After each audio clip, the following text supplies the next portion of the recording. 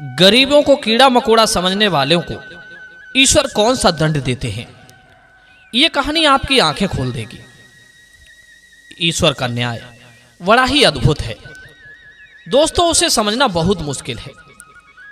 ईश्वर जब न्याय करता है तब ना किसी वकील की चलती है, न किसी रिश्वत की, न किसी की पैरवी चलती है, न सिफारिश, न कोई लॉजिक काम आता है, न ताकत, न बुद्धि काम आती है, न कोई हुनर। इसलिए हमें अपने जीवन का प्रत्येक कार्य बड़े ही सोच समझ कर करना चाहिए। एक बात याद रखना मित्रों, भगवान हमें वही लौटाते हैं जो हम देते हैं, दिया है या करते हैं। आज की यह कहानी आपको सोचने पर मजबूर कर देगी। यह कहानी आपको बताएगी कि जीवन का असली मतलब क्या है। तो चलिए बने रहिए आज की इस कहानी में। महान उपन्यासकार मुंशी प्रेमचंद के द्वारा लिखी गई इस कहानी को मैं आपके सामने प्रस्तुत कर रहा हूं। मित्रों, पुराने दिनों की बात है। किसी शहर में एक डॉक्टर साहब रहते थे। वे पूरे शहर में डॉक्टर चड्ढा के नाम से मशहूर थे। डॉक्टर चड्ढा जाने माने डॉक्टर थे, बहुत पैसा था उनके पास में। शहर में बड़ा सा बंगला बना हुआ था, गाड़ियों से चलने का शौक था। बड़ी दूर दूर से लोग उनके यहां इलाज कराने आया करते थे। मित्रों, एक दिन की बात है, संध्या का समय था। डॉक्टर चड्ढा गोल्फ का खेल खेलने के लिए तैयार हो रहे थे। गाड़ी द्वार के सामने खड़ी थी कि तभी दो कहार डोली लिए आते दिखाई दिए। शायद उस डोली में कोई मरीज लेटा हुआ था। डोली के पीछे एक बूढ़ा आदमी लाठी टेकता चला आ रहा था। वह डोली डॉक्टर साहब के दवाखाने के सामने आकर रुक जाती है। उस बूढ़े आदमी ने धीरे धीरे बांस की तीलियों से बनी पर्दे के अंदर झांका। ऐसी साफ सुथरी जमीन पर पैर रखते हुए डर लग रहा था कि कोई घुड़क ना बैठे। डॉक्टर साहब को खड़े देखकर भी उसे कुछ कहने का साहस ना हुआ। डॉक्टर साहब ने अंदर से गरज कर कहा, कौन है, क्या चाहता है? बूढ़े आदमी ने हाथ जोड़कर कहा, हुजूर, बड़ा गरीब आदमी हूं, मेरा लड़का कई दिन से बीमार है। डॉक्टर साहब ने सिगार जलाकर कहा, कल सवेरे आओ, कल सवेरे देखेंगे, हम इस वक्त मरीजों को नहीं देखते। बूढ़े ने घुटने टेककर जमीन पर सिर रख दिया और गिड़गिड़ाते हुए बोला, दुहाई है सरकार, लड़का मर जाएगा। हुजूर 4 दिन से आंखें नहीं खोली हैं। डॉक्टर चड्ढा ने अपनी कलाई पर नजर डाली, घड़ी में देखा, केवल 10 मिनट का समय और बाकी था। गोल्फ स्टिक खूंटी से उतारते हुए बोले, कल सवेरे आओ, कल सवेरे, ये हमारे खेलने का समय है। बूढ़े ने पगड़ी उतारकर चौखट पर रख दी और रोकर बोला, हुजूर, एक निगाह देख लेते तो बड़ी कृपा हो जाती। बस एक निगाह देख लो, लड़का हाथ से चला जाएगा। हुजूर, 7 लड़कों में यही एक बचा है। हुजूर, हम दोनों रो रो कर मर जाएंगे। सरकार, आपकी बढ़ती होए। मित्रों, बूढ़ा मिन्नतें करता रहा, लेकिन डॉक्टर साहब का हृदय नहीं पसीजा। उनके यहां तो ऐसे उजड़ देहाती लोग, मैले मटमैले कपड़े वाले, प्रायः रोज आया करते थे। डॉक्टर साहब उनके स्वभाव से खूब परिचित थे। कोई कितना ही कुछ कहे, पर वे अपनी ही रट लगाते जाएंगे, किसी की सुनेंगे ही नहीं। डॉक्टर चड्ढा धीरे से पर्दा उठाते हैं और बाहर निकलकर मोटर की तरफ चले जाते हैं। बूढ़ा ये कहता हुआ उनके पीछे पीछे दौड़ा, सरकार, बड़ा धर्म होगा, हुजूर दया कीजिए, बड़ा दीन दुखी हूं, संसार में कोई और नहीं है। मगर डॉक्टर साहब ने उसकी ओर मुंह फेर कर भी नहीं देखा। वो अपनी गाड़ी पर बैठकर बोला, कल सवेरे आना, तब देखेंगे। इतना कहकर डॉक्टर वहां से चला गया। बूढ़ा आदमी कई मिनट तक मूर्ति की भांति खड़ा रहा। दोस्तों, संसार में ऐसे मनुष्य भी होते हैं जो अपने आमोद प्रमोद के आगे, अपनी हंसी मस्ती के आगे किसी की जान की भी परवाह नहीं करते हैं। ऐसे लोगों को देखकर लगता है कि उनके अंदर दया नाम की कोई चीज नहीं होती है। ऐसे लोग दुनिया को उस चश्मे से देखते हैं कि अगर अपना पेट भरा है तो सबका पेट भरा मालूम पड़ता है। स्वयं सुखी है, स्वयं के शरीर में कोई पीड़ा नहीं है, तो सबके शरीर में पीड़ा नहीं मालूम पड़ती है। मित्रों, आज डॉक्टर चड्ढा अनसुनी करता हुआ वहां से चला गया। वो बूढ़ा आदमी टकटकी लगाकर डॉक्टर की मोटर गाड़ी को देखता रहा। जब तक बूढ़े को मोटर दिखाई देती रही, वो खड़ा टकटकी लगाए उसकी ओर ताकता रहा। शायद उसे अब भी डॉक्टर साहब के लौट आने की उम्मीद थी। जब काफी देर हो गई तो फिर उसने कहारों से डोली उठाने को कहा। डोली जिधर से आई थी उधर ही चली गई। चारों ओर से निराश होकर वो डॉक्टर चड्ढा के पास आया था, क्योंकि डॉक्टर चड्ढा की बड़ी तारीफ सुनी थी कि यहां से निराश होकर फिर वो किसी दूसरे डॉक्टर के पास नहीं जाता था। लेकिन आज उस डॉक्टर ने केवल अपनी हंसी मस्ती के आगे किसी की जान की परवाह नहीं की। मित्रों, उसी रात उस बूढ़े का हंसता खेलता वह 7 साल का बालक अपनी बाल लीला समाप्त करके इस दुनिया से चला गया। बूढ़े माँ बाप के जीवन का यही एक आधार था। इसी का मुंह देखकर वो जीते थे। उस दीपक के बुझते ही जीवन की अंधेरी रात भाएं भाएं करने लगी। बुढ़ापे की विशाल ममता टूटे हुए हृदय से निकलकर अंधकार के आर्त स्वर से रोने लगी। अब उस बूढ़े और उसकी बूढ़ी पत्नी के जीवन में किसी चीज की उम्मीद नहीं बची थी। उम्मीद थी तो सिर्फ अपनी मौत आने की। धीरे धीरे वक्त का पहिया आगे बढ़ा। उस दिन की घटना उस बूढ़े के हृदय में दफन थी। कई साल गुजर गए। डॉक्टर चड्ढा ने खूब यश और धन कमाया, लेकिन इसके साथ ही अपने स्वास्थ्य की रक्षा भी की, जो एक साधारण बात थी। यह उसके नियमित जीवन का आशीर्वाद था कि 50 वर्ष की अवस्था में उसकी चुस्ती और फुर्ती युवकों को भी लज्जित करती थी। उनके हर एक काम का समय नियत था। इस नियम से वो जौ भर भी नहीं टलता था। बहुत से लोग स्वास्थ्य के नियमों का पालन उस समय करते हैं जब रोगी हो जाते हैं। डॉक्टर चड्ढा उपचार और संयम का रहस्य खूब समझता था। उनके केवल 2 बच्चे थे, एक लड़का और एक लड़की। तीसरी संतान नहीं थी, इसलिए श्रीमती चड्ढा भी अभी जवान ही मालूम पड़ती थी। लड़की का तो विवाह हो चुका था, लड़का कॉलेज में पढ़ता था। वहीं एक अपने माता पिता के जीवन का आधार था। देखने में बड़ा खूबसूरत था, बड़ा मधुर भाषी था, बड़ा ही उदार हृदय का था, विद्यालय का गौरव था, युवक समाज की शोभा था।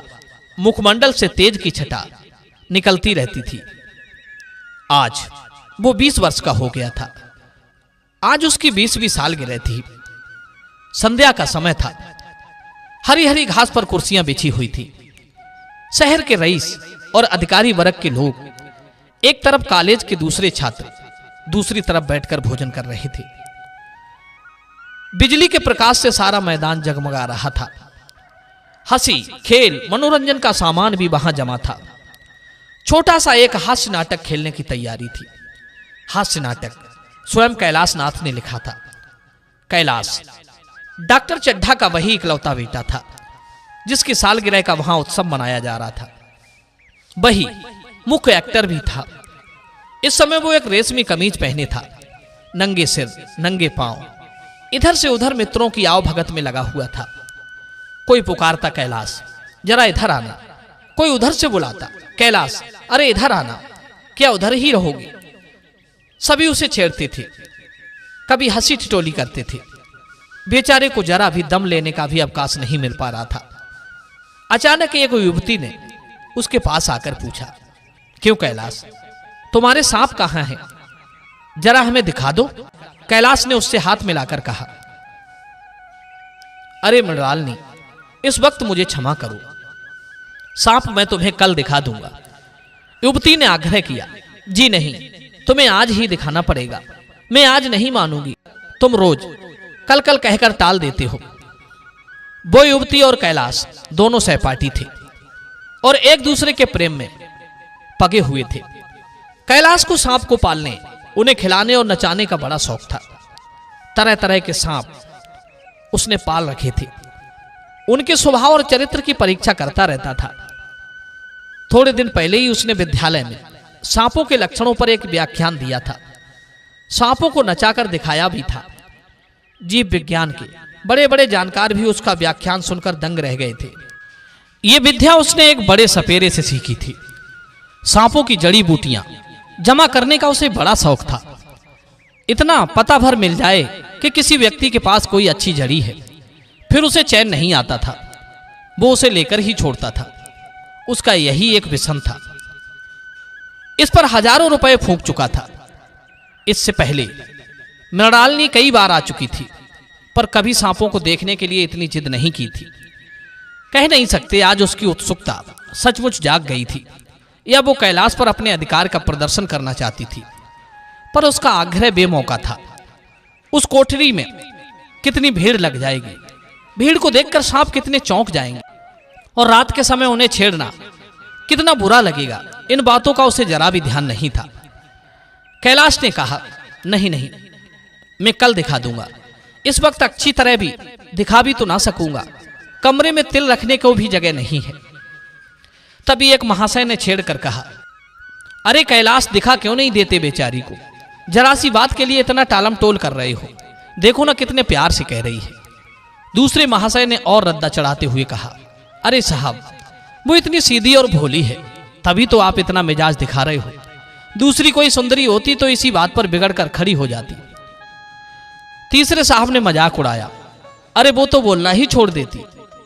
तभी उस युवती ने देखा कि ये लोग उस पर रंग चढ़ा रहे हैं, तो वो बोली, आप लोग मेरी वकालत ना करें, मैं खुद अपनी वकालत कर लूंगी। मैं इस वक्त सांपों का तमाशा नहीं देखना चाहती, चलो छुट्टी हुई। इस पर मित्रों ने ठट्टा लगाया। एक साहब बोले, देखना तो आप सब कुछ चाहती हैं, पर कोई दिखाए तभी तो। इतनी बात सुनकर मृणालिनी कुछ लज्जित सी हुई। कैलाश को अपनी प्रेमिका की झेपी हुई सूरत को देखकर मालूम हुआ कि इस वक्त उनका इनकार वास्तव में उसे बुरा लगा है। इधर ज्यों ही प्रीति भोज समाप्त हुआ और गाना शुरू हुआ, उसने मृणालिनी और अन्य मित्रों को सांपों के दरबे के सामने ले जाकर महुअर बजाना शुरू किया। फिर एक एक खाना खोलकर एक एक सांप को निकालने लगा। वाह, क्या कमाल था! ऐसा जान पड़ता था कि वे कीड़े उसकी एक एक बात, उसके मन का एक एक भाव समझते हैं। किसी को उसने उठा लिया तो किसी को गर्दन में डाल लिया, किसी को हाथ में लपेट लिया। मृणालिनी बार बार मना करती रही कि इन्हें गर्दन में ना डालो, दूर ही से दिखा दो। कैलाश की गर्दन में सांपों को लिपटते देखकर उसकी जान निकली जाती थी। वो अब पछता रही थी कि मैंने व्यर्थ ही इनसे सांप दिखाने की जिद की। मगर कैलाश एक नहीं सुन रहा था। प्रेमिका के सम्मुख अपने सर्प कला का प्रदर्शन का ऐसा अवसर पाकर वो कब चूकने वाला था। एक मित्र ने कुछ व्यंग में कहा, जरूर इन सांपों के दांत तोड़ डाले होंगे। ये सुनकर कैलाश हंसकर बोला, अरे भाई, दांत तोड़ डालना मदारियों का काम है, इन सर्पों में किसी के दांत नहीं तोड़े गए, कहिए तो दिखा दूं। इतना कहकर उसने एक काले सांप को पकड़ लिया और बोला, मेरे पास इससे बड़ा और जहरीला सांप दूसरा नहीं है। अगर किसी को काट ले तो आदमी आनन फानन में ही मर जाता है, लहर भी ना आए। इसके कांटे पर मंत्र भी काम नहीं करता है, कहो तो इसके दांत दिखा दूं। मृणालिनी ने उसका हाथ पकड़कर कहा, नहीं नहीं कैलाश, ईश्वर के लिए इसे छोड़ दो, मैं तुम्हारे पैरों पड़ती हूं। इतने में एक दूसरे मित्र ने कहा, मुझे तो विश्वास नहीं आता, लेकिन तुम कहते हो तो मान लूंगा। कैलाश ने सांप की गर्दन पकड़कर कहा, नहीं साहब, आप आंखों से देखकर जाइए। दांत तोड़कर बस में किया तो क्या किया? सांप बड़ा समझदार होता है। अगर उसे विश्वास हो जाए कि इस आदमी से मुझे कोई हानि नहीं पहुंचेगी तो वो उसे हरगिज नहीं काटेगा। मृणालिनी ने जब देखा कि कैलाश पर इस वक्त भूत सवार है तो उसने ये तमाशा ना करने के विचार से कहा, अच्छा भाई, अब यहां से चलो, देखो गाना शुरू हो गया है, आज मैं भी कोई चीज सुनाऊंगी। इतना कहते हुए उसने कैलाश का कंधा पकड़कर चलने का इशारा किया और कमरे से निकल गई। मगर कैलाश विरोधियों का शंका समाधान करके ही दम लेना चाहता था। उसने सांप की गर्दन पकड़कर जोर से दबाई, इतनी जोर से दबाई कि उसका मुंह लाल हो गया, देह की सारी नसें तन गई। सांप ने अब तक उसके हाथों ऐसा व्यवहार नहीं देखा था। उसकी समझ में नहीं आ रहा था कि ये मुझसे क्या चाहता है। उसे शायद भ्रम हुआ कि ये मुझे मार डालना चाहता है। अतएव वो आत्मरक्षा के लिए तैयार हो गया। कैलाश ने उसकी गर्दन खूब दबाकर मुंह खोल दिया और उसके जहरीले दांत दिखाते हुए बोला, जिन सज्जनों को शक हो वो आकर देख लें। आया विश्वास या अब भी कुछ शक है? मित्रों ने आकर उसके दांत देखे और चकित हो गए। प्रत्यक्ष प्रमाण के सामने संदेह को कहां स्थान था। मित्रों का शंका निवारण करके कैलाश ने सांप की गर्दन ढीली कर दी और उसे जमीन पर रखना चाह रहा था, पर वो काला सर्प तो क्रोध से पागल हो रहा था। गर्दन नरम पड़ते ही उसने सिर उठाकर कैलाश की उंगली में डस लिया और वो वहां से भाग गया। कैलाश की उंगली से टप टप खून टपकने लगा। उसने जोर से उंगली दबा ली और अपने कमरे की तरफ दौड़ा। वहां मेज की दराज में एक जड़ी रखी हुई थी, जिसे पीसकर लगा देने से घातक विष भी रफू हो जाता था। मित्रों में हलचल पड़ गई। बाहर महफिल में भी खबर पहुंच गई। डॉक्टर साहब घबराकर दौड़ पड़े। फौरन उंगली की जड़ कसकर बांधी गई और जड़ी पीसने के लिए दी गई। डॉक्टर साहब जड़ी से सहमत नहीं थे। वो उंगली का डसा भाग नस्तर से काट देना चाहते थे, मगर कैलाश को जड़ी पर पूर्ण विश्वास था। मृणालिनी पियानो पर बैठी हुई थी। ये खबर सुनते ही वो भी दौड़ी हुई आई और कैलाश की उंगली से टपकते हुए खून को रूमाल से पोंछने लगी। जड़ी पीसी जाने लगी, पर उसी 1 मिनट में कैलाश की आंखें झपकने लगी। ओंठों पर पीलापन दौड़ने लगा, यहां तक कि वो खड़ा ना रह सका, फर्श पर बैठ गया। सारे मेहमान कमरे में जमा हो गए। कोई कुछ कहता था, कोई कुछ। इतने में जड़ी पीस कर आ गई। मृणालिनी ने उंगली पर लेप किया। 1 मिनट और बीता। कैलाश की आंखें बंद हो गई। वो लेट गया और हाथ से पंखा झलने का इशारा किया। मां ने दौड़कर उसका सिर गोद में रख लिया और बिजली का टेबल फैन लगा दिया। डॉक्टर साहब ने झुककर पूछा, कैलाश कैसी है तबीयत बेटा? कैलाश ने धीरे से हाथ उठा दिया, पर कुछ बोल ना सका। मृणालिनी ने करुण सुर में कहा, क्या जड़ी कुछ असर नहीं करेगी? डॉक्टर साहब ने सिर पकड़कर कहा, क्या बताऊं, मैं इसकी बातों में आ गया। अब तो नस्तर से भी कुछ फायदा नहीं होगा। आधे घंटे तक यही हाल रहा। कैलाश की दशा प्रतिक्षण बिगड़ती जाती थी, यहां तक कि उसकी आंखें पथरा गईं, हाथ पांव ठंडे पड़ गए, मुख की कांति मलिन पड़ गई। नाड़ी का कहीं पता नहीं था। मौत के सारे लक्षण दिखाई देने लगे। घर में कोहराम मच गया। मृणालिनी एक ओर सिर पीटने लगी, मां अलग पछाड़े खाने लगी। डॉक्टर चड्ढा को मित्रों ने पकड़ लिया, नहीं तो वो नस्तर अपनी गर्दन पर मार लेते। एक महा से बोले, कोई मंत्र झाड़ने वाला मिले तो संभव है अभी भी जान बच जाए। एक मुसलमान सज्जन ने इसका समर्थन किया, अरे साहब, कब्र में पड़ी हुई लाशें जिंदा हो गई हैं, ऐसे ऐसे झाड़ फूंक करने वाले लोग हैं। डॉक्टर चड्ढा बोले, मेरी अकल पर पत्थर पड़ गया था कि मैं इसकी बातों में आ गया। नस्तर लगा देता तो ये नौबत नहीं आती। बार बार समझाता रहा कि बेटा सांप ना पालो, सांप ना पालो, मगर कौन सुनता था। आखिरकार डॉक्टर साहब भी घबराने लगे। लोगों की जान बचाने का उन्हें बड़ा घमंड था, पर आज उनका कोई हुनर काम नहीं कर रहा था। आखिरकार डॉक्टर साहब ने भी कह दिया, बुलाइए किसी झाड़ फूंक करने वाले को। उनका बेटा था, इसलिए उन्हें चमत्कार पर भी भरोसा होने की उम्मीद थी। डॉक्टर साहब कहने लगे, वो मेरा चाहे सब कुछ ले ले, मैं अपनी सारी जायदाद उसके पैरों में रख दूंगा, लंगोटी बांधकर घर से निकल जाऊंगा, मगर मेरा कैलाश, मेरा प्यारा कैलाश उठ बैठे। ईश्वर के लिए किसी को बुलवाइए। एक महाशय का किसी झाड़ने वाले से परिचय था। वो दौड़कर उसे बुला लाए, मगर कैलाश की सूरत देखकर उसे मंत्र चलाने की हिम्मत ना पड़ी। बोला, अब क्या हो सकता है सरकार, जो कुछ होना था सो हो चुका। अरे मूर्ख, ये क्यों नहीं कहता कि जो कुछ ना होना था वो हो गया? जो होना था वो कहां हुआ है? मां बाप ने बेटे का सेहरा कहां देखा? जो ना होना था वो हो गया।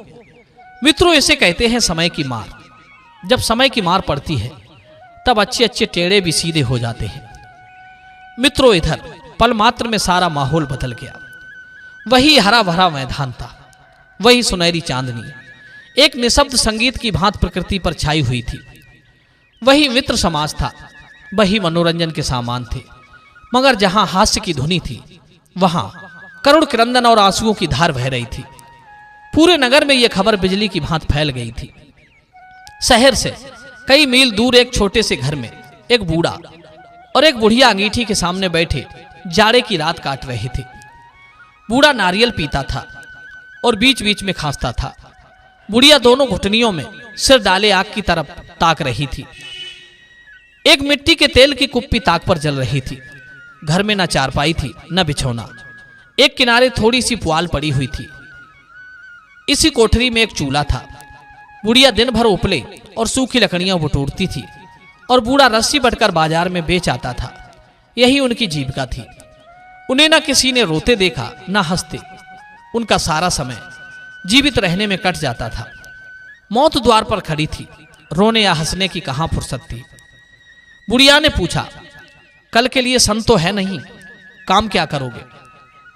तब बूढ़े ने कहा, जाकर झगड़ू साहब से 10 सेर सन उधार ले आऊंगा। बुढ़िया बोली, उसके पहले के पैसे तो दिए नहीं हैं, अब उधार कैसे दोगे? मुझे लगता है वो देगा भी नहीं। तो बूढ़े ने कहा, ना देगा तो ना सही, घास तो कहीं नहीं गई है।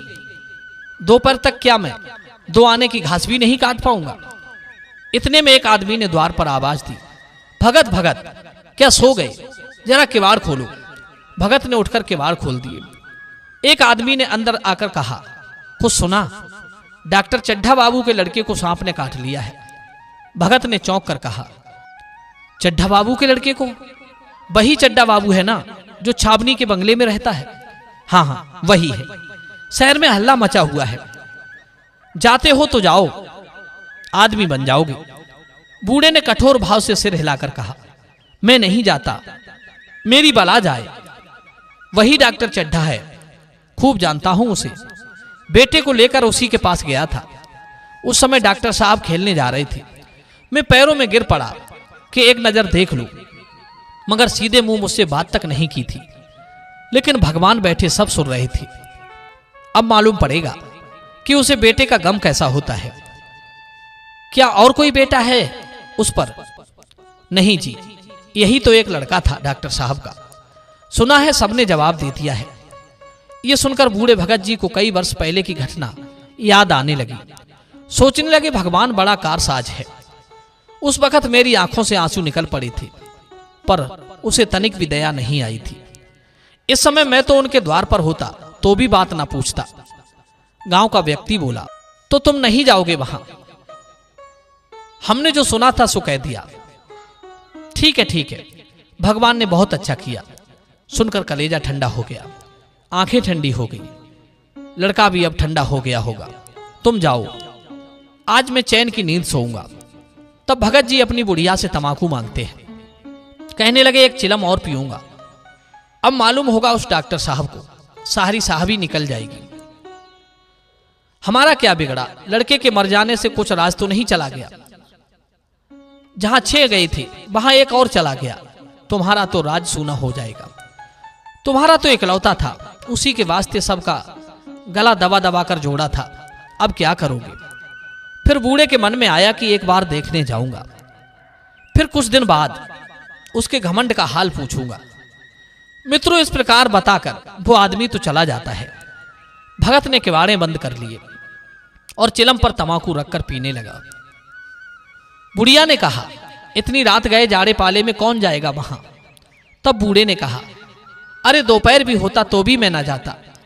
सवारी दरवाजे पर लेने आती तो भी मैं ना जाता। भूल नहीं गया हूं उस दिन को। बार बार पन्ना की सूरत आंखों में आती है। उस निर्दयी ने उसे एक नजर भी नहीं देखा था। क्या मैं नहीं जानता था कि वो नहीं बचेगा? खूब जानता था। चड्ढा भगवान नहीं था कि उनके एक निगाह देख लेने से अमृत बरस जाता। केवल खाली मन की दौड़ थी। अब किसी दिन जाऊंगा और कहूंगा, क्यों साहब, कहिए क्या रंग है? दुनिया बुरा कहेगी तो कहे, कोई परवाह नहीं। छोटे आदमियों में तो सब ऐब होते ही हैं, बड़ों में कोई ऐब नहीं होता। बड़े तो देवता होते हैं।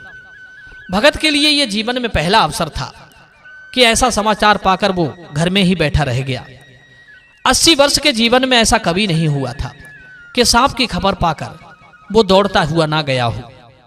चाहे माघ पूस की अंधेरी रात होती, चाहे चैत बैसाख की धूप होती, चाहे सावन भादों की झमाझम बारिश और चढ़ी हुई नदी और नाले बहते होते, किसी की उसने कभी परवाह नहीं की। खबर सुनकर वो तुरंत घर से निकल पड़ता था। निस्वार्थ निष्काम, लेन देन का विचार भी कभी दिल में नहीं आया, क्योंकि यह पुण्य का काम था। वैसे भला जान का मूल कौन दे सकता है?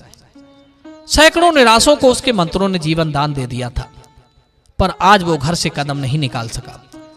ये खबर सुनकर सोने जा रहा है। बुढ़िया ने कहा, तमाकू अंगीठी के पास रखी हुई है। बुढ़िया ये कहकर लेट जाती है। बूढ़े ने कुप्पी बुझाई, कुछ देर खड़ा रहा, फिर बैठ गया, अंत में लेट गया। पर यह खबर उसके हृदय पर बोझ की भांति रखी हुई थी। उसे मालूम हो रहा था जैसे उसकी कोई चीज खो गई है, जैसे सारे कपड़े गीले हो गए हों या पैरों में कीचड़ लगी हो, जैसे कोई उसके मन में बैठा हो, उसे उसके घर से निकालने के लिए कुरेद रहा हो। बुढ़िया जरा देर में खर्राटे लेने लगी। बूढ़ा भी बातें करते करते सो जाता है और थोड़ी देर बाद जरा सा खटका होते ही जाग जाता है। तब भगत उठा, अपनी लाठी उठाई और धीरे से किवाड़े खोले तो बुढ़िया ने पूछा, कहाँ जाते हो? कहने लगा, कहीं नहीं, देख रहा था अभी कितनी रात है, अभी बहुत रात है, सो जाओ। कहने लगा, नींद नहीं आती है। अब नींद काहे को आवेगी? मन तो चड्डा के घर पर लगा हुआ है, बार बार वही बातें सोच रहा था। चड्डा ने मेरे साथ कौन सी नेकी कर दी है जो मैं वहां जाऊं? वो आकर मेरे पैरों पर भी पड़े तो भी मैं वहां ना जाऊं। बुढ़िया बोली, उठे तो तुम इसी इरादे से हो? नहीं री, ऐसा पागल नहीं हूं मैं कि जो मुझे कांटे बोए मैं उसके लिए फूल बोता फिरूं। इस प्रकार बुढ़िया फिर सो गई। भगत ने किवाड़ लगा दिए और फिर आकर बैठ गया। पर उसके मन की कुछ ऐसी दशा थी जैसे बाजे की आवाज कान में पड़ते ही उपदेश सुनने वालों की होती है। आंखें चाहे उपदेशक की ओर हों पर कान बाजे की ओर ही रहते हैं। यही हाल उन बूढ़े भगत का था। मन में तो डॉक्टर चड्ढा के व्यवहार के प्रति गुस्सा भरी थी, पर हृदय उस अभागे युवक की ओर था जो उस समय मर रहा था, जिसके लिए एक एक पल का विलंब बड़ा घातक होता जा रहा था। उससे नहीं रहा गया। उसने फिर किवाड़े धीरे से खोले, इतने धीरे से खोले कि बुढ़िया को भी खबर ना हुई और बाहर निकल आया। उसी वक्त गांव का चौकीदार गश्त लगा रहा था। बोला, कैसे उठे भगत? आज तो बड़ी सर्दी है, कहीं जा रहे हो क्या? भगत ने कहा, नहीं जी, जाऊंगा कहां, देखता था कि अभी कितनी रात है। चौकीदार बोला, 1 बजा होगा। और क्या? अभी थाने से आ रहा था तो डॉक्टर चड्ढा बाबू के बंगले पर बड़ी भीड़ लगी हुई थी। उनके लड़के का हाल तो तुमने सुना होगा, सांप ने डस लिया है, चाहे अब मर भी गया हो। तुम चले जाओ तो शायद बच जाए। सुना है 10,000 तक देने को तैयार है। भगत जी बोले, मैं तो ना जाऊं चाहे वो 10 लाख भी दे। मुझे 10,000 या 10 लाख लेकर क्या करना है? कल मर जाऊंगा, फिर कौन भोगने वाला बैठा है मेरा? मित्रों, चौकीदार चला जाता है। भगत ने आगे पैर बढ़ाया। उस समय उसकी हालत ऐसी थी जैसे नशे में आदमी की देह अपने काबू में नहीं रहती है। पैर कहीं रखता है, पड़ता कहीं है, कहता कुछ है, जबान से निकलता कुछ है। वही हाल इस समय भगत का था। मन में प्रतिकार था, नफरत थी, पर कर्म मन के अधीन नहीं था। जिसने कभी तलवार नहीं चलाई वो इरादा करने पर भी तलवार नहीं चला सकता। उसके हाथ कांपते हैं, उठते ही नहीं। भगत लाठी खटखट करता लपका चला जा रहा था। उसकी चेतना रोकती थी पर उपचेतना उसे आगे ठेलती थी। सेवक स्वामी पर हावी था। अब तक वो आधे रास्ते निकल चुका था। आधे रास्ते निकल जाने के बाद अचानक भगत रुक गया। उसके मन में फिर आई कि मैं कहां जा रहा हूं, मैं यूं ही इतनी दूर क्यों चला आया? इस जाड़े पाले में मरने की मुझे क्या पड़ी थी? आराम से मैं सोया क्यों नहीं? नींद ना आती तो ना सही 2-4 भजन ही गा लेता। व्यर्थ इतनी दूर दौड़ा चला आया। चड्डा का लड़का रहे या मरे, मेरी बला से मेरे साथ उसने कौन सा सलूक अच्छा किया था कि मैं उनके लिए मरूं? दुनिया में हजारों मरते हैं, हजारों जीते हैं, मुझे किसी के मरने जीने से क्या मतलब? फिर उसके मन में आया, नहीं नहीं, मैं वहां झाड़ फूक करने नहीं जा रहा हूं। वहां जाकर एक बार देखूंगा कि वे लोग क्या कर रहे हैं। डॉक्टर साहब का रोना पीटना देखूंगा कि वो किस तरह से रो पीट रहे हैं, किस तरह पछाड़े खाते हैं। शायद वे लोग तो विद्वान होते हैं, पढ़े लिखे होते हैं, इसलिए सब्र कर जाते होंगे। यही सब बातें सोचता हुआ वो फिर आगे बढ़ा। इतने में 2 आदमी आते दिखाई दिए। दोनों बातें करते चले आ रहे थे। चड्डा बाबू का तो आज घर ही उजड़ गया। वही तो एक लड़का था। मित्रों, भगत के कान में जब ये आवाज पड़ी उसकी चाल और भी तेज हो गई। थकान के मारे पांव नहीं उठते थे। उसे ऐसा लगता था मानो अब मुंह के बल गिर पड़ेगा। मित्रों, इस तरह से वो कोई 10 मिनट चला होगा कि डॉक्टर साहब का बंगला नजर आने लगा। बिजली की बत्तियां जल रही थी। बंगला अभी थोड़ी ही दूर था। दूर से देखने पर वहां सन्नाटा छाया हुआ था। रोने पीटने की आवाज भी बहुत बहुत धीमी आ रही थी। भगत का कलेजा धक धक करने लगा। कहीं मुझे बहुत देर तो नहीं हो गई। वो दौड़ने लगा। अपनी उम्र में वो इतना तेज कभी नहीं दौड़ा था। बस यही मालूम होता था मानो उसके पीछे मौत दौड़ी आ रही है। 2 बज गए थे। मेहमान विदा हो गए थे। रोने वालों में केवल आकाश के तारे रह गए थे और सभी रो रो कर थक गए थे। बड़ी उत्सुकता के साथ लोग रह रहकर आकाश की ओर देखते जाते थे कि किसी तरह सुबह हो और लाश गंगा की गोद में दी जाए। तभी अचानक भगत ने द्वार पर पहुंचकर आवाज दी। डॉक्टर साहब समझे कोई मरीज आया होगा। कोई और दिन होता तो अब तक उन्होंने उस आदमी को दुत्कार कर भगा दिया होता, मगर आज वो बाहर निकल आए। देखा कि एक बूढ़ा आदमी खड़ा है, कमर झुकी हुई है, मुंह पोपला है, भौएं तक सफेद हो गई थी, लकड़ी के सहारे कांप रहा था। बड़ी नम्रता से बोले, क्या है भाई, आज तो हमारे ऊपर ऐसी मुसीबत पड़ गई है कि कुछ कहते ही नहीं बनता। फिर कभी आना। अब तो लगता है 1 महीना तक शायद मैं किसी मरीज को ना देख सकूंगा। भगत ने कहा, यह बात तो मैं पहले भी सुन चुका हूं साहब, इसीलिए तो आया हूं। भैया कहां है, जरा मुझे दिखा दो। भगवान बड़ा कारसाज है, मुर्दे को भी जिला सकता है। कौन जाने अब भी उसे दया आ जाए। चड्डा ने व्यथित सुर से कहा, चलो देख लो। मगर 3-4 घंटे हो गए। जो कुछ होना था सो हो चुका। बहुतेरे झाड़ने फूकने वाले देख देख कर चले गए। डॉक्टर साहब को उम्मीद तो कुछ थी नहीं।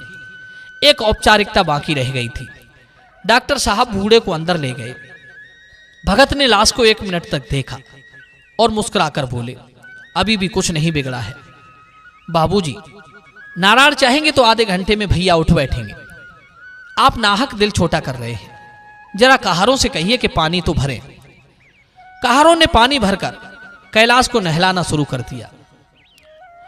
कहारों की संख्या अधिक नहीं थी, इसलिए मेहमानों ने अहाते के बाहर से कुएं से पानी भर भर कर कहारों को दिया। मृणालिनी कलसा लिए पानी ला रही थी। बूढ़ा भगत खड़ा मुस्कुरा मुस्कुरा कर मंत्र पढ़ रहा था, मानो विजय उसके सामने खड़ी हो।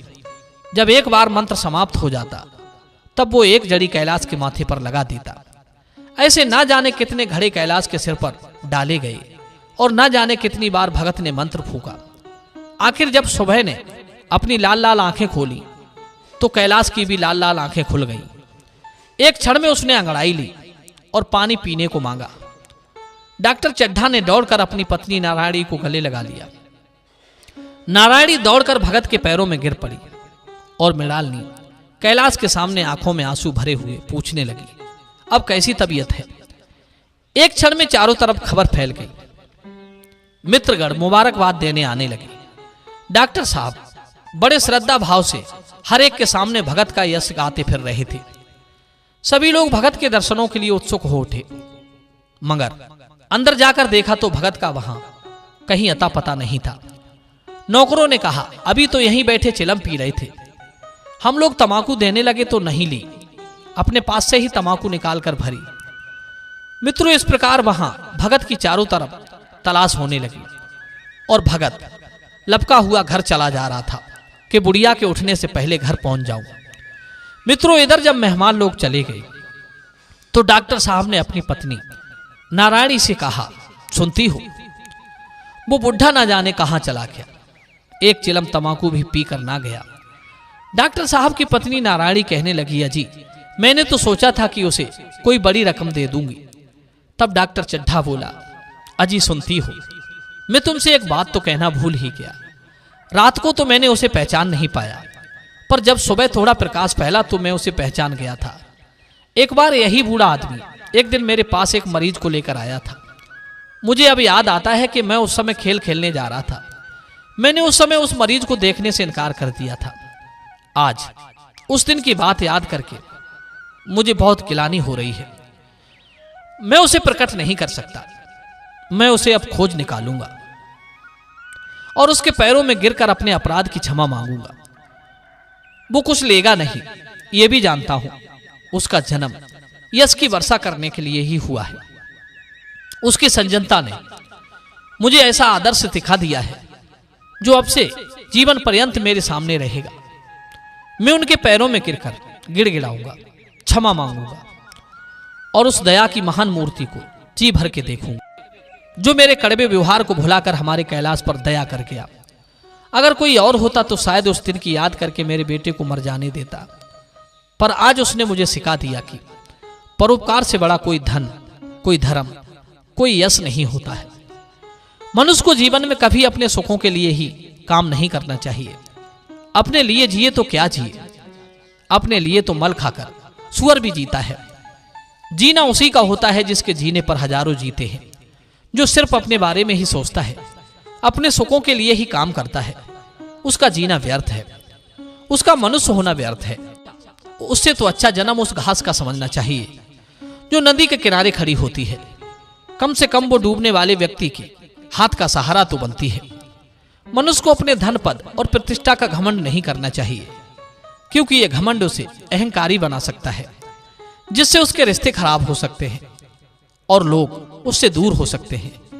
जीवन में ये चीजें अस्थायी होती हैं और किसी भी समय खो सकती हैं। घमंड से व्यक्ति अपनी असली पहचान और मूल्यों को भूल सकता है, जिससे उसका मानसिक और भावनात्मक संतुलन बिगड़ सकता है। विनम्रता और सादगी से जीवन जीने से व्यक्ति सच्ची खुशी और सम्मान प्राप्त करता है, जो धन या पद से नहीं मिल सकता। जो लोग गरीबों को कीड़ा मकोड़ा समझकर उनके दुखों और जरूरतों को अनदेखा कर देते हैं, ऐसे लोग अमानवीय, संवेदनहीन और अहंकारी कहलाते हैं। इन लोगों का दृष्टिकोण करुणा, सहानुभूति और मानवीय मूल्यों की कमी को दर्शाता है। समाज में इनका व्यवहार न केवल असंवेदनशील होता है, बल्कि अन्यायपूर्ण और अमानवीय भी है। मनुष्य को धनवान होने पर, बड़े पद पर पहुंचने पर या किसी हुनर का मालिक होने पर इन 3 बातों को कभी नहीं भूलना चाहिए। नंबर 1, विनम्रता और मानवता। चाहे व्यक्ति कितना भी बड़ा या सफल हो जाए, उसे हमेशा विनम्र और जमीन से जुड़े रहना चाहिए। दूसरों के साथ सम्मान और आदर से पेश आना चाहिए। नंबर 2, व्यक्ति को अपनी जड़ों, परिवार और मूल्यों को कभी नहीं भूलना चाहिए। ये वही चीजें हैं जो उसे वहां तक पहुंचाने में मदद करती हैं जहां वो आज है।